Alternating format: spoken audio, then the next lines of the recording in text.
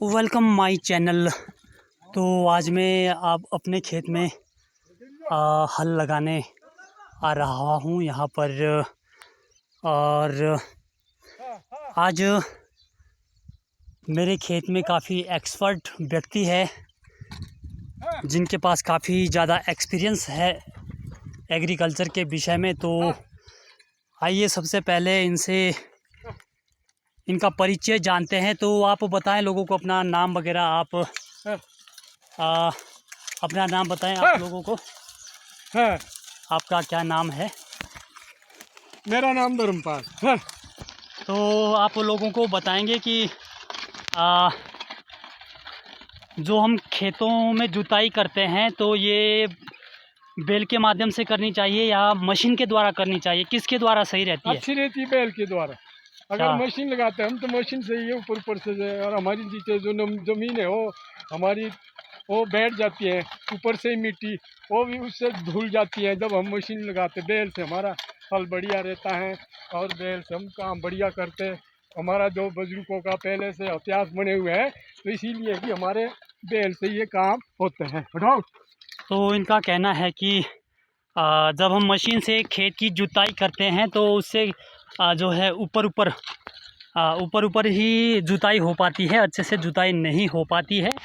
और जो हल है, हल के द्वारा जब हम जुताई करते हैं तो काफ़ी अच्छे से खेत की जुताई हो जाती है। तो आप क्या कहना चाहेंगे? जहाँ तक फसल की बात है तो क्रॉप की जर्मिनेशन मशीन के द्वारा अच्छी होती है या फिर बैल के द्वारा हल लगाने से अच्छी होती है? बताएं आप लोगों को कि हल लगाने से जर्मिनेशन अच्छी होती है या क्या क्या किन किन चीज़ों का हमें ध्यान रखना चाहिए जो जर्मिनेशन अच्छी हो सके।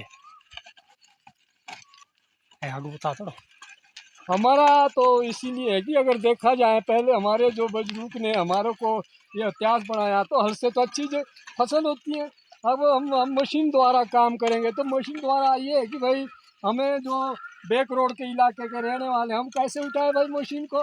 तो इसीलिए हम बैल को से हम चाहते हैं कि भाई हमारा काम बैल से ही होना चाहिए।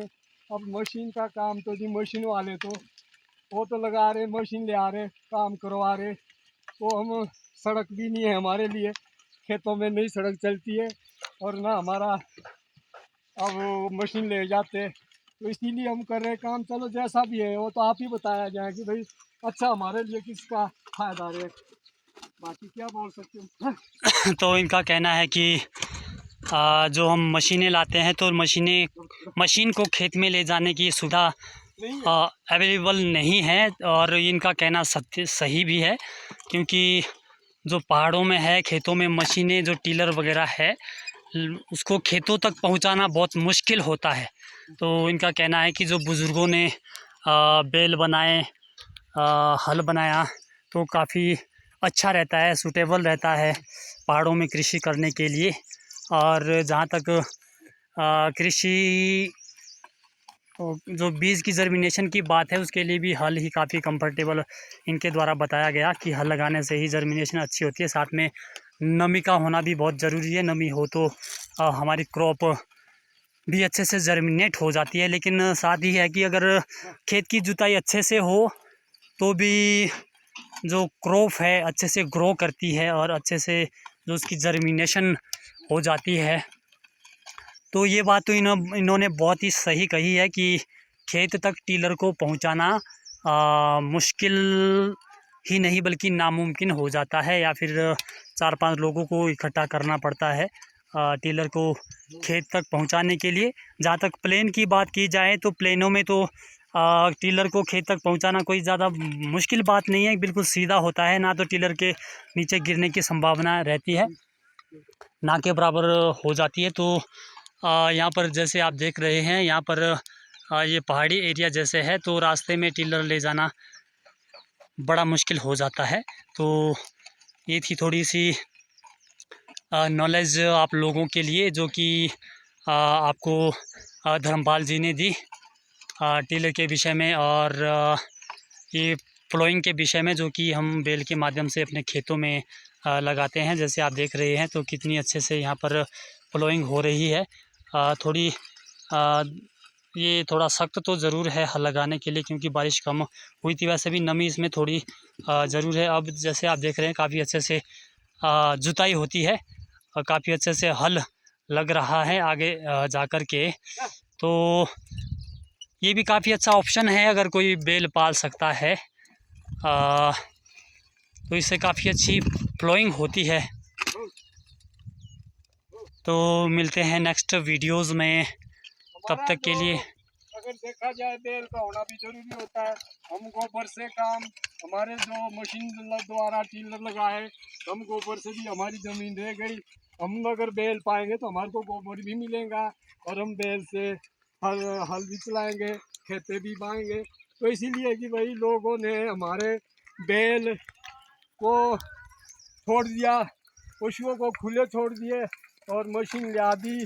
तो आज हमारे जो ज़मीन इस वजह से बिना फसल कैसे होनी, जब हमारे को इसके लिए गोबर नहीं मिलता है। तो हमारा यही कहना है कि भाई चाहे तो लोग बैल पाएँ अच्छी तरह से और गोबर कमाएं और हल लगाएं। तो इसीलिए है कि भाई हमारा अब मशीन द्वारा काम करते, मशीन ने थोड़ा गोबर देना हमारे को। अब इसीलिए हमारा कहने का मतलब ये है कि अगर देखा जाए तो पशु का होना, बैल गाय ज़रूरी जमींदार के पास होनी चाहिए। तो इसीलिए हमारा आप लोगों के लिए ये है कि भाई लोगों को यही दिया जाए कि जो हम पहाड़ी इलाके में हैं तो हमारे लिए बैल हल गोबर लाजमी चाहिए। चलो शहरों में प्लेन में कर सकते हैं तो अच्छी बात है कि हम बाकी कुछ नहीं कह सकते।